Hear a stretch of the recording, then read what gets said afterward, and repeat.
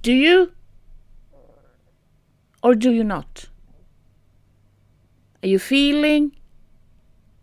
And then you stop feeling. You know, you see or hear something and you get sad, but you stop getting sad. And you just quit it and you just close it off and you just go on. And you impress that feeling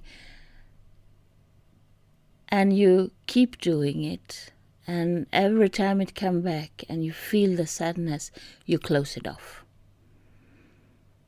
And the time go on, and you started doing that with every emotion you have, even the emotion of happiness. And you close it off. And you keep doing it over and over and again. The days become weeks, and the weeks become months, and the months become years, and one day you just, like you were thrown in the wall. And your body couldn't kept doing what you were supposed to do. Your work, maybe be with your family or whatever you have in your life. And you couldn't figure out, you can't figure out for them, no matter what is wrong? What is wrong? Why do I feel like I was thrown in the wall? Why can't I feel anything?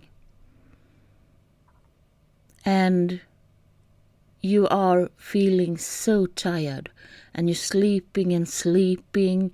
You don't know what to do about it. You can't barely keep yourself awake. And you are feeling like you're not feeling. Yeah, that's right. You're feeling like you're not feeling. And you can't grab on it. Grab on that crispiness of life that is numbed. It's so numb that if you hear something, it is like you go on and the only feeling you can express is anger.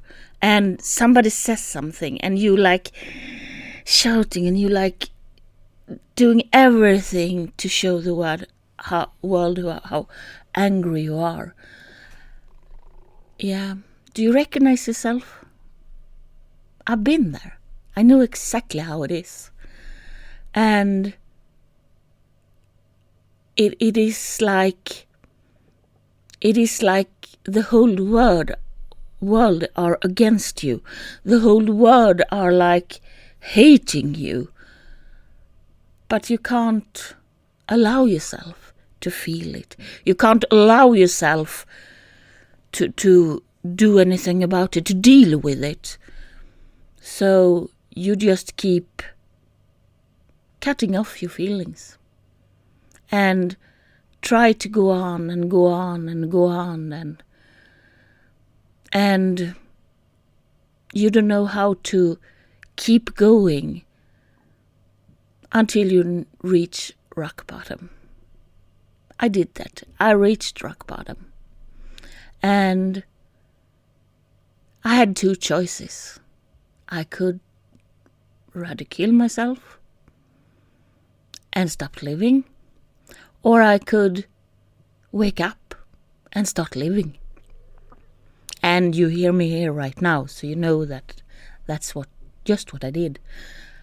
I woke up and I started living, and I tried to find what was the part of me who wanted to live on.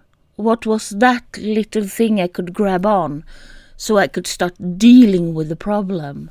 And the first time I didn't even imagine that it was because I have cut off my feelings. So the hard way kept being the hard way.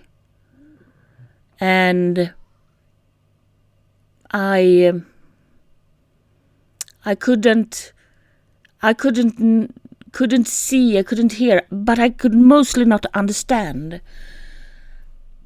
But when I was forced to start finding the piece in the puzzle that I need to repair, I realized that that wasn't just one piece. It wasn't just 2 pieces.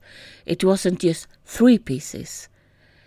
It was a bunch of pieces, and I realized that my heart has broken in so many pieces that if I ever gonna find it again, if I ever gonna glue it together again, I need to search, and it's probably gonna take my whole life to search. So I needed to find a blueprint of how can I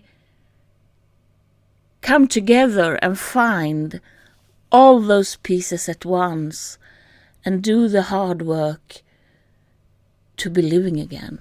So I had to deal with it, and I had to ignore that I couldn't ignore myself. And no, I didn't ignore it, because that was just what I have done for so many years. So I needed to see, and I needed to understand who was the most important person in my life. I didn't want to say it. I didn't want to hear it. But I got so down deep in the rock bottom, so I had no choice to be standing in front of the biggest nightmare of it all, myself. And probably, if you know me, you would say that I am one of the most blunt person in the world who wouldn't FUCK even consider not to be saying those words I know that you need to hear. But who were gonna say it to me? Who were gonna say those words to me? No one did. Everyone turned their back and went away because they were afraid of me. They were afraid of my anger. They were afraid of that I was burst into an atomic bomb who was gonna scream at them, who was gonna give them the biggest words of it all. So nobody said anything. And down there at the rock bottom, I had to front the person that everybody was most afraid of, me. And to be honest, I was even more afraid of me than everybody outside were. I wasn't afraid of me doing harm anything, because I never would do that. But I was afraid that if I faced me, I'm gonna break down, and I'm gonna it's gonna happen, the thing that I was most afraid of, and that was dying. So I need to take that fear, and I had to see that if I can nurture that fearness, and it could become a friend, I can take it in its hand, and we could go there together. And then I realized that the fear, who became my friend, was even more afraid of me than I was. So when we met me at the rock bottom, the fear, my friend, was like pulling away, and I don't want to do this, because the fear was even more afraid. So I had to step up and become the strong one again, as I always been. And I need to rise myself so big and just go through everything and stand in front of me. And when I did, I asked myself, why can't I do the thing I need to do most? Love myself. But what I met there, when I met me, it wasn't a big lady in a wheelchair who was like standing there and screaming and doing all those things, I met a little girl. And that little girl was sitting there on the floor and she was crying. She was crying so much. And the only thing that I could see in front of myself, it was my scaredness of showing my feelings. And then I realized I need to show my feelings. I need to cry when I'm crying. I need to be me and to be that vulnerable person that I really am. And I can't hide it away any longer. And I need to feel my feelings. So I promised that little girl, me, that I have to show up her. I have to show her for the world. Otherwise I can't be me again. And I remember that day I was crying so much, but I didn't cry any longer because I had pain. I cried because I had a relief. Just as I'm crying now when I'm recording this. Because you see, the feeling, you have to have it. All of them. And you have to love them to be there. And you have to deal with it when it comes. Because if you don't deal with it, you're not going to feel good. You're going to feel bad. And in the end, when you reach the rock bottom, it's going to be so much harder. So if you do yourself that favor to loving you, to really do love you, you're also going to have it a lot of easier to go out and deal with the feelings you have. So from my bottom to you, from my bottom of my heart to you,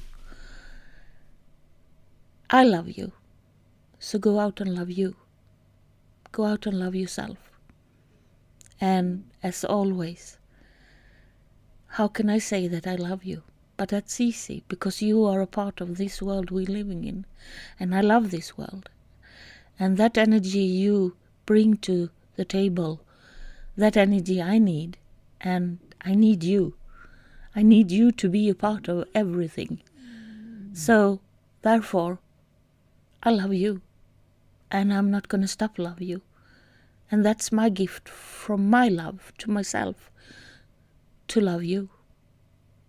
You are the best. So go out and deal with your feelings and do it with honor. Do it with gratefulness. Do it with love to everything you have around you. Because if you can bring this day to be a better person tomorrow than you were today, you're gonna be able to win it all.